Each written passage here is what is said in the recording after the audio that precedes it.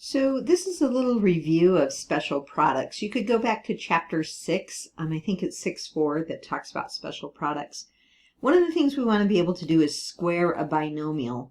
So if I have a plus b squared, if I FOIL it out and combine like terms, I get a squared plus 2ab plus b squared. So I'll give you a little way that I do it that might help.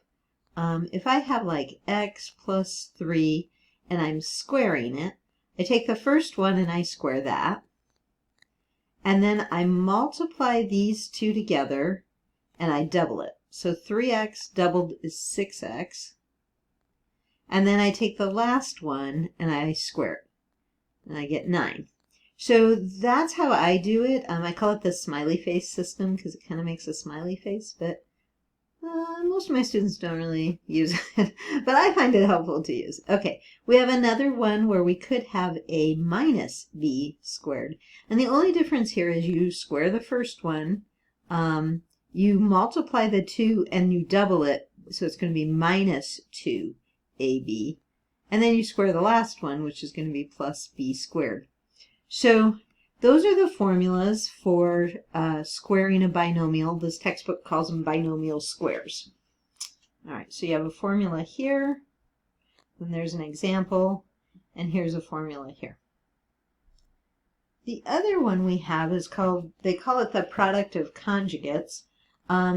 It's when you have a plus b times a minus b. And those are called conjugates. So you see how the first term's the same, and then the second term is the opposite from the first one. You know, like here it's a positive b, and it's a negative b.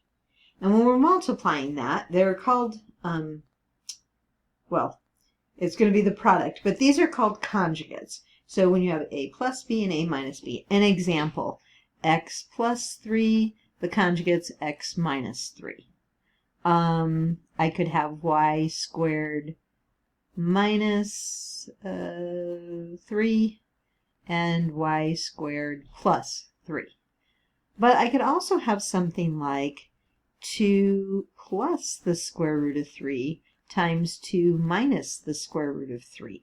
And this is why it's in this chapter, so that idea is going to come back up. Okay, so when we have that situation where we have kind of a binomial or something in binomial form and its conjugate, and we're multiplying them, then you just square the first term minus the square of the second term. And that is the difference of squares. So you remember we called it that before, the difference of squares, and we were factoring. But now we want to think about the product and how we get that. So let's say I have 2 plus the square root of 3 times 2 minus the square root of 3. Then what I'm going to do is I'm going to take the 2 and I'm going to square it, and then it's going to be minus, and then I'm going to take the square root of 3 and square that. Okay, so then I'd get 4 minus 3, and that would be 1. So it's very exciting. But this is just a review of the difference of squares. They're calling it here the product of conjugates.